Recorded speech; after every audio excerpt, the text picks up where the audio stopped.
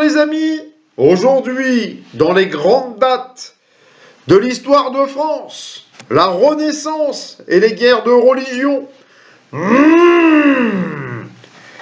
le 13 et 14 septembre 1515, victoire de François Ier sur les Suisses à Marignan, en Italie.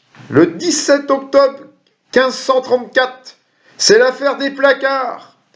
Affichage d'attaques violentes contre la papauté a pour conséquence une vague de persécution contre les partisans de la Réforme. 1547-1559, règne d'Henri II, époux de Catherine de Médicis, nièce du pape Clément VII.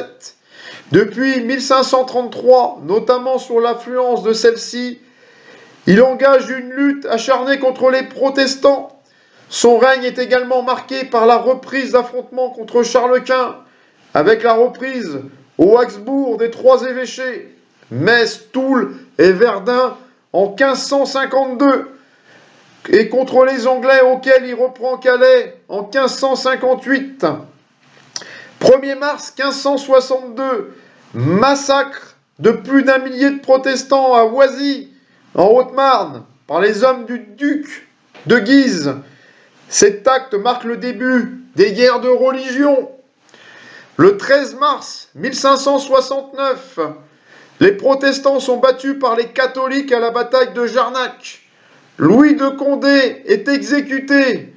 Henri de Navarre, futur Henri IV, lui succède à la tête des protestants aux côtés de l'amiral de Coligny.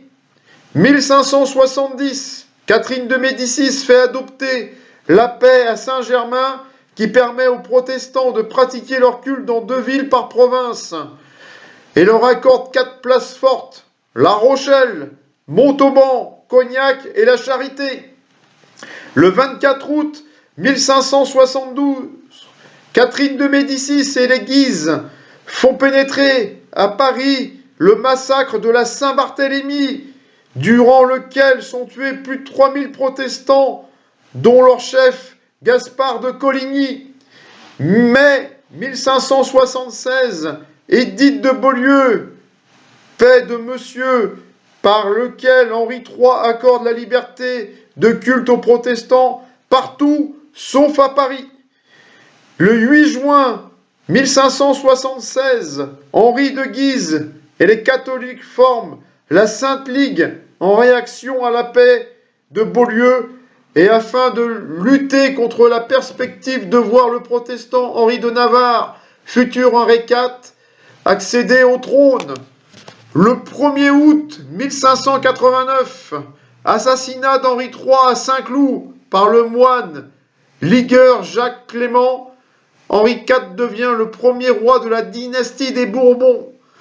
Le 25 juillet 1593, Henri IV abjure le protestantisme et se convertit au catholicisme lors d'une cérémonie à la basilique de Saint-Denis, en proclamant « Paris vaut bien une messe ».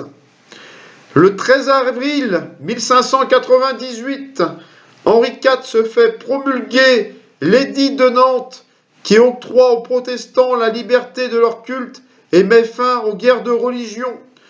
Le 14 mai 1610, assassinat d'Henri IV par Ravaillac, un fanatique religieux catholique, avènement de Louis XIII. Bonne journée les amis.